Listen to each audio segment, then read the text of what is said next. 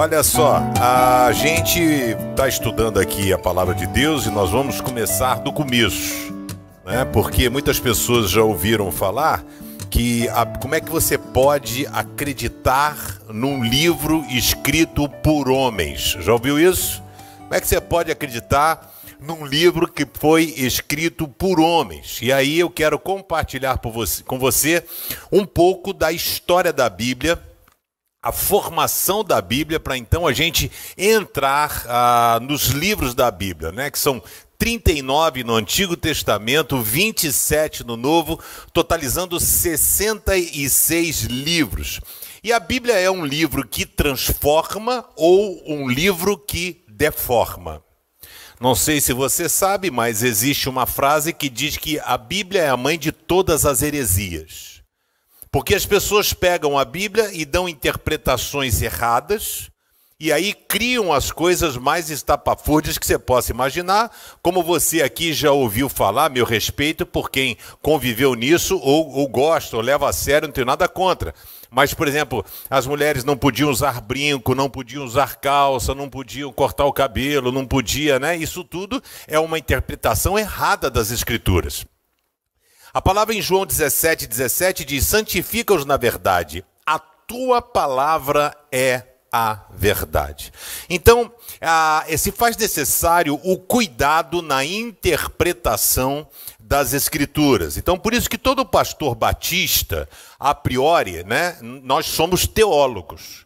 Nós estudamos teologia, né? Eu estudei em 5 anos teologia, o curso, eles são de 4 anos, eu fiz em 5, porque eu, na época, trabalhava e não conseguia fazer todas as matérias, então paguei algumas matérias agora, paguei outras depois, e aí acabei fazendo o curso em 5 anos. E aí a gente aprende essa questão de como lidar com as Escrituras, quais são as dificuldades, por que ela é a palavra de Deus. Algumas pessoas dizem que ela é a palavra de Deus, outros dizem que ela contém a palavra de Deus. E eu quero explicar isso tudo para você. Diz que um jovem solicitou ao seu pastor escrevesse uma dedicatória na Bíblia dele. E aí, quando o pastor abriu a Bíblia, já estava escrito assim: eu sou o pão da vida. E aí ele escreveu embaixo assim: só não deixe ele mofar, né? Porque às vezes a pessoa tem a Bíblia, tem vários tipos de Bíblia, mas não fazem uso dela, né? A Bíblia de longe. Agora vamos racionalizar, né? A Bíblia é um livro especial porque é o livro mais vendido do mundo. É o livro mais vendido da história. É o livro mais traduzido para mais de 2.300 dialetos diferentes. Nenhum outro livro tem essa capacidade. E ele é acrescido em mais de 40 tipos de novas traduções. Quando você vê, às vezes a Bíblia tem revista atualizada, revista corrigida, Nova Jerusalém, NVI, nova tradução na linguagem de hoje, são versões da Bíblia. A Bíblia foi escrita em hebraico, que é a língua dos judeus. Ela foi escrita, alguns livros, em aramaico. Aramaico foi uma língua que a galera aprendeu quando estavam nos persas, quando eles foram levados para a Pérsia. E existe o grego, que foi escrito o Novo Testamento, né? Então, desde que a Bíblia ela teve essa sua formação, os 39 livros do Antigo Testamento. Eu, inclusive, estou pensando em fazer um negócio, queria ver se você topa. Eu estou pensando em fazer, para ajudar você a entender melhor a Bíblia, foi uma sugestão. Cadê o marido da Paula? Tá aí? Não sei. Aí ele fez uma sugestão dizendo o seguinte: pastor, por que você não faz a pregação da Bíblia em ordem cronológica?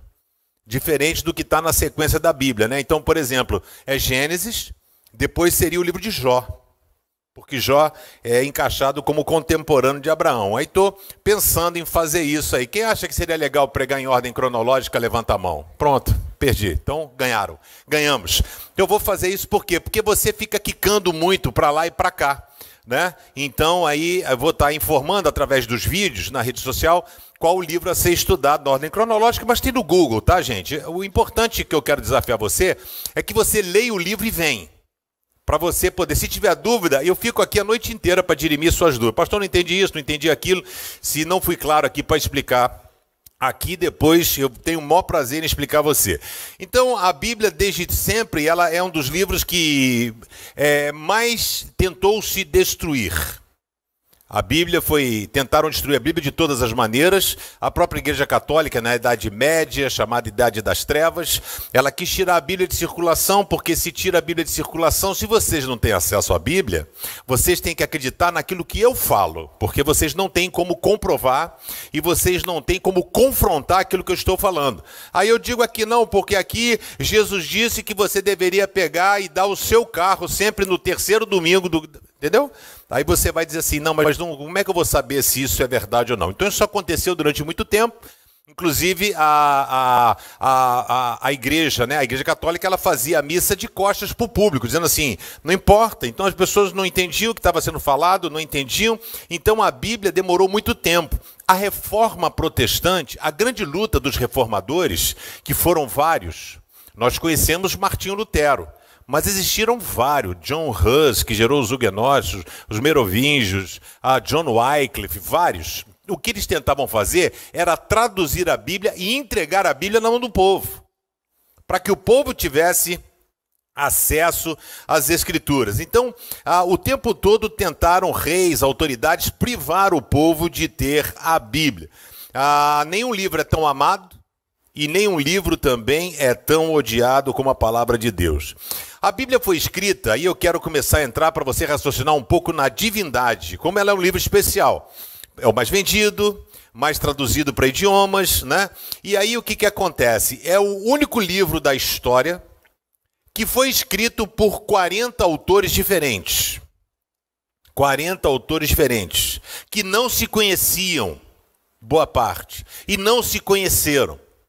40 autores diferentes foram os autores das Escrituras e das mais diferentes etnias. Não eram todos catedráticos, professores universitários. Então você teve rei, você teve pescador, você teve construtor de tenda, você teve agricultor, você teve pastor de ovelhas, você teve as mais variadas profissões, copeiro do rei escrevendo. E aí o que acontece? O livro foi escrito por 40 pessoas diferentes. Ele foi escrito num período de 1500 a 1600 anos. 40 autores diferentes. Num período de 1600 anos, ele foi sendo escrito. Então, o primeiro livro da Bíblia que nós temos hoje, que você estuda, ele tem 4.000 anos. Livro de Gênesis.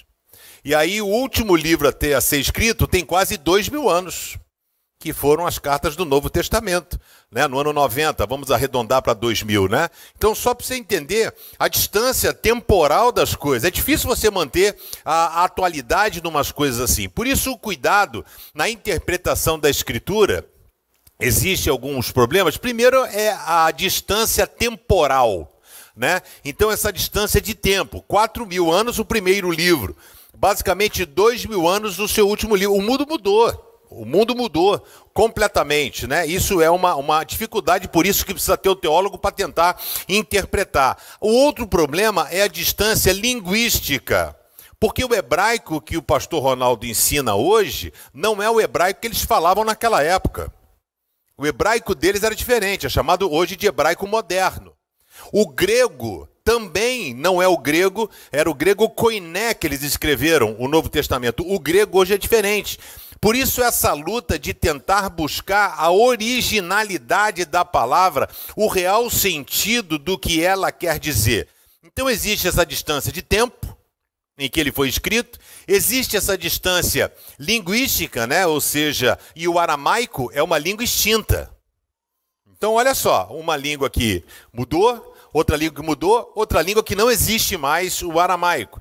E existe a distância autoral. Então a gente não tem como consultar o autor e perguntar a ele. Às vezes você vai numa assinatura de um livro, numa livraria, alguma coisa assim, o autor está ali. Você pergunta, o que você quis dizer com isso aqui? Né? E nós não temos essa condição de perguntar a qualquer coisa. Um outro detalhe, um escritor não sabia o que o outro escritor ia escrever. Não foi uma coisa combinada, concatenada. Olha, você escreve isso que eu vou escrever aquilo. Então Paulo não disse, olha, você faz o evangelho e eu vou escrever as cartas. Olha, você vai fazer isso. Não, não houve. Eles não se conheciam, gente. Então a gente vê que é um livro escrito por homens, mas um livro que mostra que o dedo foi o dedo de Deus.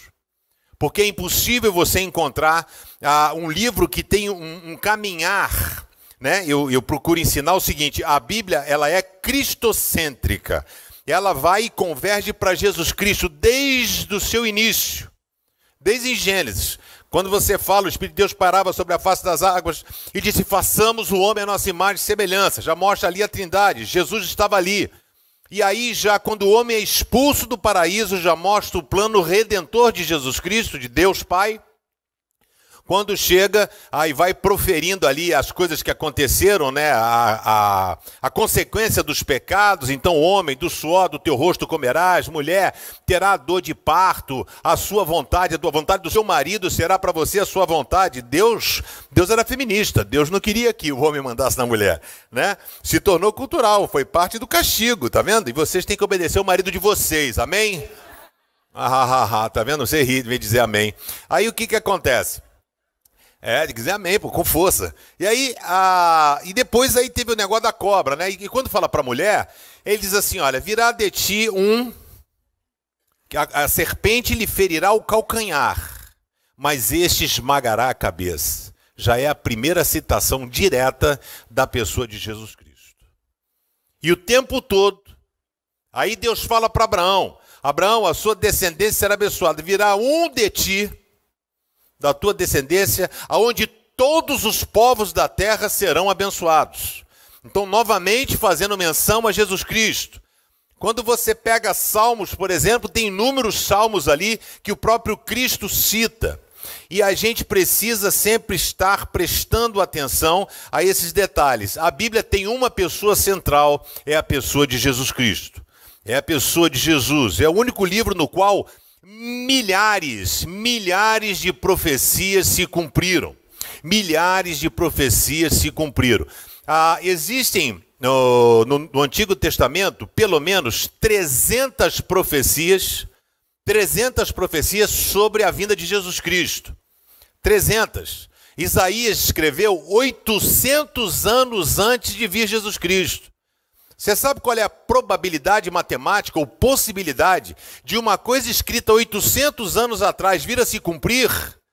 Cara, é tipo assim, um teólogo disse que é você pegar o estado do Texas, que é um dos maiores estados ali dos Estados Unidos, né? Vamos pegar aqui Belo Horizonte.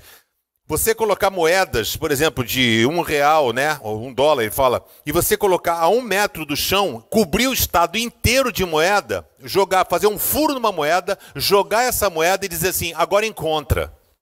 É essa a probabilidade matemática de que uma profecia feita uma profecia feita há 800 anos se cumpra. Não foi uma, foram mais de 100, basicamente 300 profecias. Entrará montado num jumentinho. Isso é profecia. Será vendido por 30 moedas de prata. Quantas moedas Judas recebeu? Não foi 29. Não foi 28. Não foi 27. O autor às vezes não sabia, não tinha nenhum vínculo, não sabia que o cara tinha escrito 30 moedas de prata. Ele será, diz o texto, e de tu, Belém Efrata, virá aquele que será o rei de Israel. E aí Belém Efrata, mas Jesus era da cidade de Nazaré. Da cidade de Nazaré. Aí Herodes manda fazer um censo para saber quantos judeus tinham. E ele, então, cada pessoa precisava voltar para a sua cidade natal. José era de Belém, ele chega em Belém e Jesus nasce em Belém para que a profecia se cumpra. Ele não nasceu em Nazaré, ele não nasceu em Jerusalém, ele não nasceu em Cafarnaum, ele nasceu em Belém. Por quê? Porque a Bíblia dizia que ele ia nascer em Belém. E aí a Bíblia vai citar inúmeras outras profecias, que ele seria morto no madeiro, que ele seria morto entre os malfeitores. Ou seja, um bandido de um lado, um bandido do outro. Se Jesus estivesse na ponta, já não era ele. A teologia já ia questionar. Então, porque a Bíblia cita o ladrão do lado direito, o ladrão do lado esquerdo. Se ele estivesse na ponta, já não era ele, porque a Bíblia diz que ele seria morto entre os malfeitores. A Bíblia diz que ele seria enterrado no túmulo dos ricos. Era o túmulo de José de Arimateia, que era o cara mais rico de Jerusalém à época. Ele era tão rico que quando Jesus morreu, ele levou 30 quilos de bálsamo, aloe vera, para poder passar e embalsamar o corpo de Jesus. Então, mais de 300 profecias, assim, no detalhe. Isso mostra o quê? A divindade dessa palavra. Que ela é muito mais do que um simples livro. É impossível, racionalmente falando, que um livro desse não tenha o dedo de Deus. Eu não posso conseguir conceber alguma coisa assim. Ah, pastor, mas essas coisas foram escritas, o homem foi mudando, e aí Deus tem um senso de humor enorme. Em 1966, quando Israel faz a Guerra dos 6 Dias, o pessoal vai lá e não sei o quê, mas foi, não sei se foi 1940 e pouco, eu não me lembro agora, mas o pessoal vai e descobre o rolo do Mar Morto, na comunidade Qumran. Nós estivemos lá quando fizemos a viagem a Israel. Você vai a Qumran, são 147 cavernas. Então um pastor lá, palestino, jogou uma pedra e entrou e fez um som oco dentro de uma caverna. Ele falou, que negócio é esse? Ele descobre lá uma preciosidade, o rolo do Mar Morto. O que ele faz com aquilo? Ele vende. Ele vende. Ele não entregou, não. Ele vendeu no Black, câmbio negro, para algum arqueólogo, Indiana Jones da vida, que estava por lá. Vendeu, isso foi parar no museu. Estava na Inglaterra, lá jogado. E aí um cara pegou aquilo e falou, peraí. Aí começou a examinar, aí você tem o avanço, o carbono 14. É uma das descobertas mais antigas. E eles não descobriram só o livro de Isaías. Já ouviu falar que é o livro de Isaías? Não, é o Antigo Testamento todo. Porque eles foram procurando, são 147 cavernas. Israel leva tão a sério isso como uma preciosidade, que quando você vai no museu do livro, você tem já fechado, não sei o quê, e tal, temperatura, ali é uma réplica. É uma réplica. O original está guardado num cofre, inviolável, porque é uma das maiores descobertas da história de Israel. E quando você pega o rolo do Mar Morto, os fariseus, os estudiosos foram pegar e ver se tinha alguma diferença. Se existia algo diferente. Quando pega o rolo do Mar Morto, um troço que tem foi escrito pelos essênios, porque ali o Qumran é uma comunidade dos essênios. Os essênios achavam que eles eram melhor do que os outros. Eles não queriam ser como os fariseus, eles não queriam ser hipócritas, legalistas. Eles diziam que eles eram a luz de Israel. Então eles se retiravam e ficaram nessa comunidade como se fossem monges eremitas. E eles então eram copistas, eles pegavam e ficavam fazendo essas cópias. E escondiam, porque o tempo todo tentavam destruir, queimar, quebrar, etc.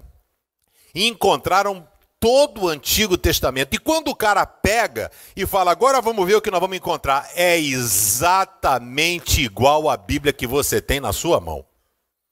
Não tem o que tirar e nem o que colocar. E como é que você chama isso? Coincidência? Ou mão de Deus? Então a gente precisa refletir sobre isso.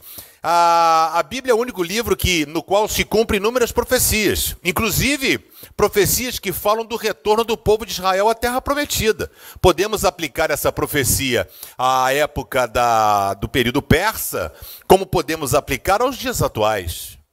Porque em 1947 que Israel volta para a Terra Prometida. E a Bíblia disse, eu vou trazer você, Israel, de todos os lugares. Cita a Etiópia.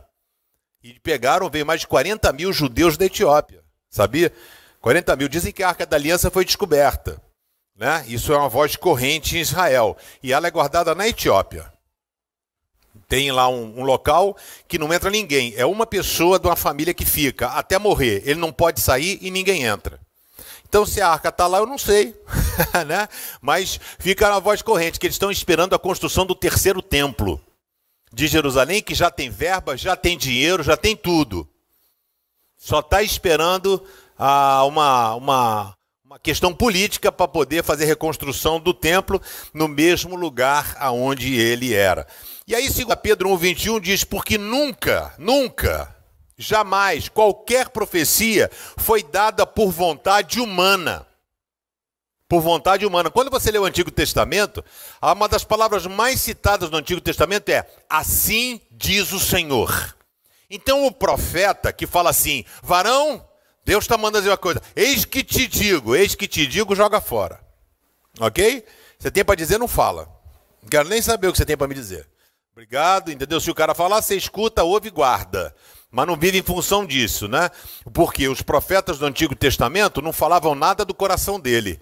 Eles não falavam nada que eles achavam. A Bíblia diz, assim diz o Senhor. E aí o cara proferia a palavra, a profecia. Diz assim, Pedro, nenhuma profecia foi dada por vontade humana. Entretanto, homens santos falaram da parte de Deus, movidos pelo Espírito Santo. Por exemplo, existem livros, o Antigo Testamento tem 39 livros, que foram escritos por Moisés, os 5 primeiros livros, Gênesis, Êxodo, Levítico, Número e Deuteronômio.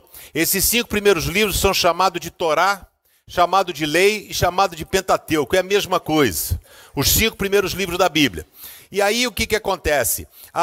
Depois desses livros, dos 5 primeiros livros, tem o livro de Josué, livro de Juízes, aí tem o livro de Ruth, e aí começa a história dos reis, a monarquia, vem 1 Samuel, 2 Samuel, 1 Reis, 2 Reis, 1 Crônicas, 2 Crônicas, e assim vai.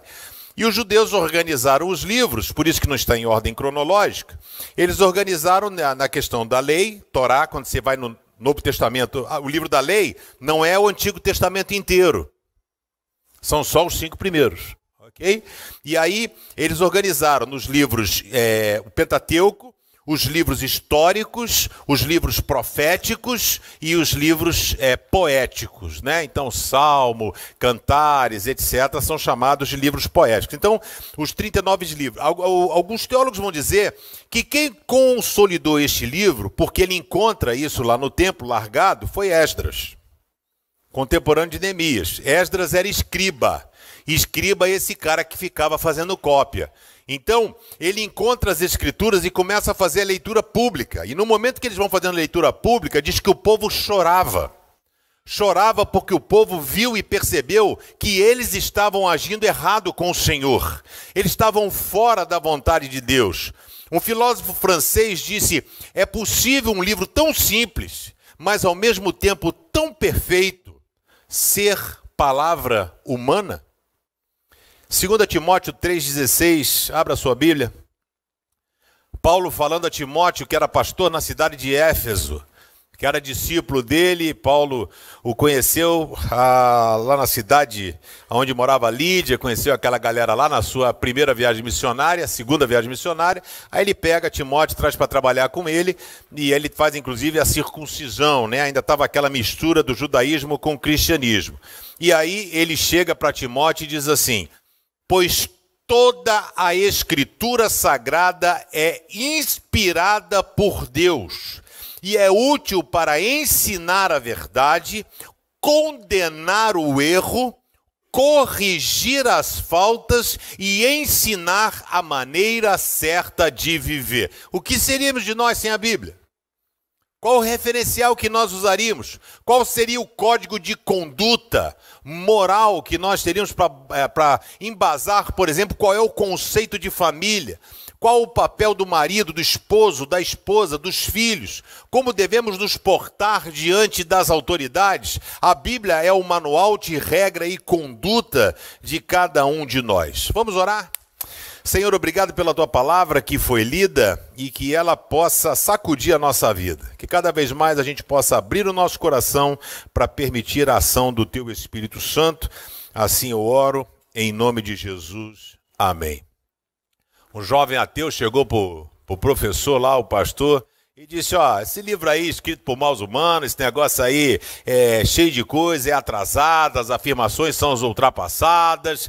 E aí o cara respondeu assim, se você tiver algo melhor do que o Sermão do Monte, alguma coisa mais bonita do que a história do filho pródigo, ou do bom samaritano, ou alguma norma de conduta, de lei, superior aos 10 mandamentos, se você puder apresentar algo mais consolador do que o Salmo 23, ou algum texto que me revele melhor o amor de Deus e esclareça mais o meu futuro do que a Bíblia, então, por favor, me avise, envie para mim, porque eu preciso desse livro. Então, no século IV, o bispo Atanásio de Alexandria, porque a Bíblia não foi formada assim, gente, ó.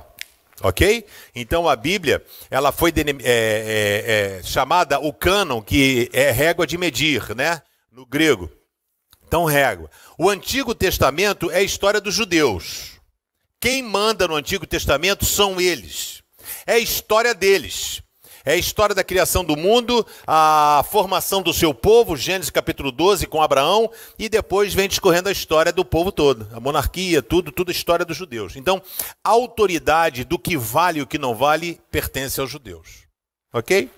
Por isso que na Bíblia dos evangélicos, nós temos 66 livros, e a Bíblia dos católicos são 73, se não me falha a memória, que é a adição de 5 livros, 1º e 2º Macabeus, a Judite, Tobias, Eclesiástico e adições a Esther e Daniel, né? Então são esses livros. Por que Macabeus não entrou? Macabeus foi um cara extremamente relevante, uma história fantástica. Foi o único período da história desde a Babilônia que Israel teve o privilégio de viver uma vida de liberdade. Ele não ficou sob o jugo de ninguém, 146 anos. Judas Macabeus, Matatias Macabeus, que deram origem aos herodianos. Herodes era descendente deles, dos Macabeus. Mas ele não entra, o próprio Macabeus escreve: eu escrevo este livro única e exclusivamente de cunho histórico. Tem nada de inspiração. É cunho histórico, única e exclusivamente. Então, por isso que nós aceitamos aquilo que os judeus determinam como válido, ok? O Novo Testamento, o último livro foi escrito no ano 90. Não existia ainda a ordem do Novo Testamento. Não existiam os evangelhos, não tinha, eram cartas que eram trocadas. Manda a carta para lá, manda a carta para cá. E tinha os copistas. Então, às vezes, o copista não entendia direito a letra, podia botar uma palavra, podia botar, às vezes, uma coisa um pouco sem nexo, às vezes o cara podia complementar uma lacuna, ele achar que ficaria melhor se colocasse isso. A cópia mais antiga que nós temos do Antigo Testamento data do ano 150 antes de Cristo, se não me falha a memória. E do Novo Testamento, do ano 300 depois de Cristo. Você não tem da época, as pessoas rasgavam. E cópia, nós não temos os originais. A gente tem as cópias. E aí o que acontece? Para entrar no cânon sagrado, os 29 livros, 27 livros, ele tinha algumas coisas. Ele tinha que ter apostolicidade, ter sido escrito por um apóstolo. Ele tinha que ter a inspiração do Espírito Santo. Tinha que ser um livro que tinha o seu valor, algum ensinamento superior. E ele tinha que ter aceitabilidade pelas igrejas. Porque era um livro corrente. Aquilo que não era corrente, verdadeiro, a galera jogava fora. Então a igreja serviu para validar. Marcião, o chamado Marcion, foi considerado um herege. Ele foi no ano 90, quase um contemporâneo de Jesus, né? No ano 90, de João, aliás. Ele foi o primeiro cara a mais ou menos marcar os livros que a gente tem. Ele tinha muita raiva dos judeus. Então todo livro que desse ênfase aos judeus, ele tirou. Então ele tirou Romanos, ele tirou Mateus, ele tirou tudo que dava uma ênfase aos judeus, ele tirou. Mas ele foi um cara que se aproximou dos 27 livros. No século IV, o bispo Atanásio de Alexandria, ele proporciona essa primeira lista conhecida dos 27 livros do Novo Testamento. E esse só foi ser completado, isso tudo, depois em concílios que foram feitos. Concílio de Calcedônia, concílio de Niceia, no ano 400, que aí define quais são os livros que valem e quais são os livros que não valem.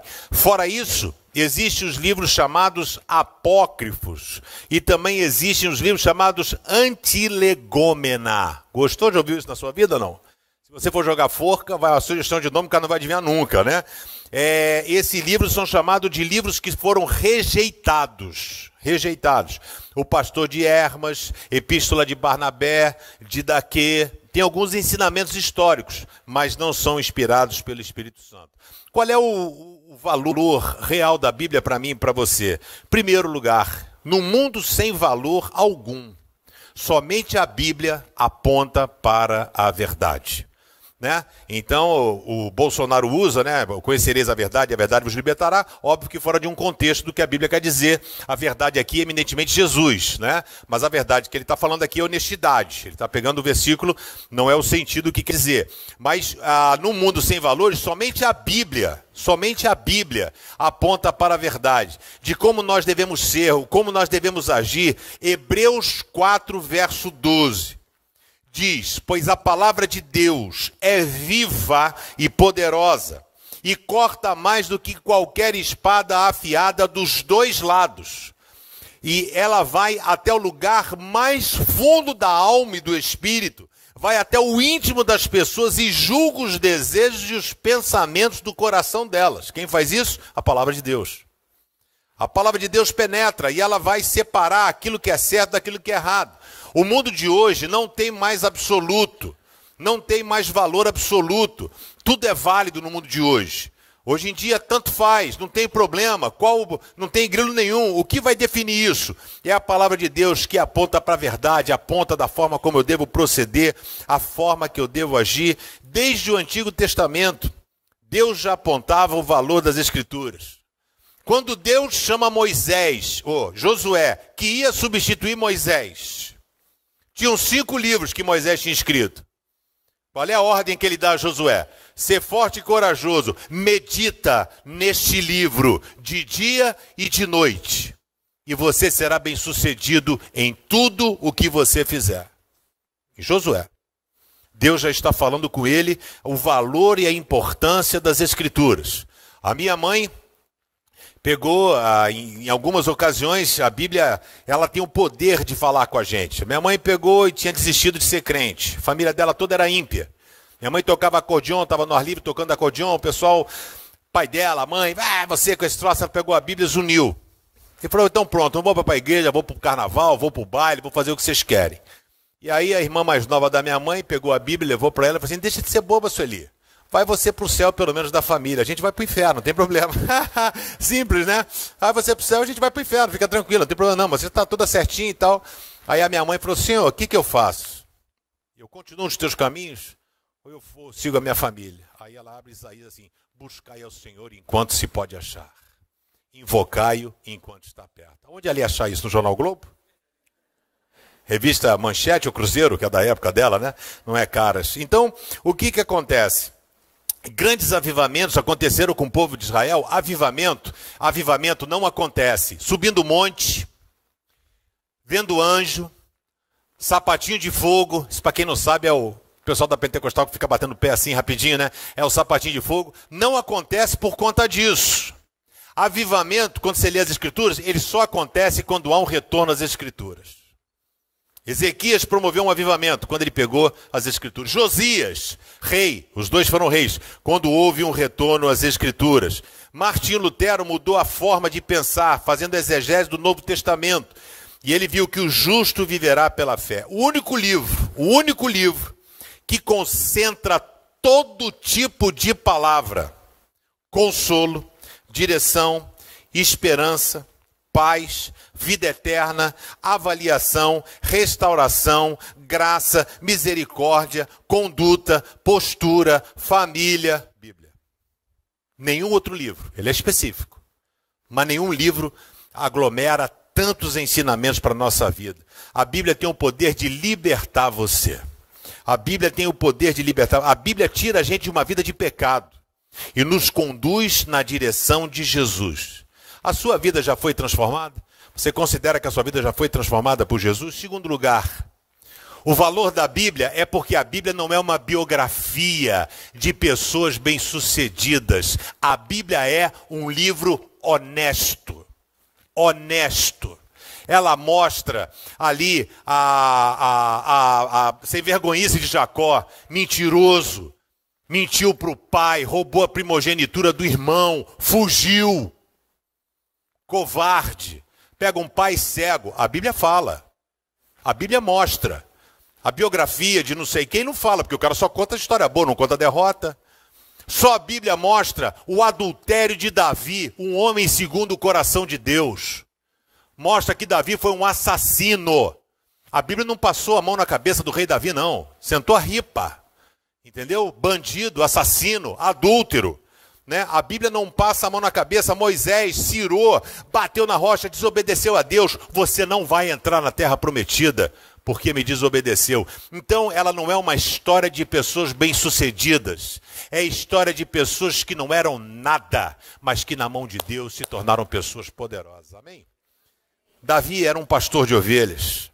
Moisés era um fugitivo. Abraão era um qualquer na cidade de Ur dos Caldeus, na Babilônia. Sabe, Pedro era um pescador semi-analfabeto. E o Senhor pega essas pessoas, porque Ele mostra: quem capacita sou eu. Quem faz a obra sou eu. Então, Romanos 3:23 diz: todos pecaram e estão afastados da presença gloriosa de Deus. Agora tu vê um livro que fala que você é um pecador. Ele não fala, não, todos nós somos vitoriosos em Cristo Jesus. Todos nós somos, tem lá também, mais do que vencedores, né? Mas ele diz: todos pecaram e destituídos estão da glória de Deus. Sabe o que ela está dizendo? Que nós perdemos o melhor de Deus por causa do nosso pecado. É a questão do já e do ainda não, né?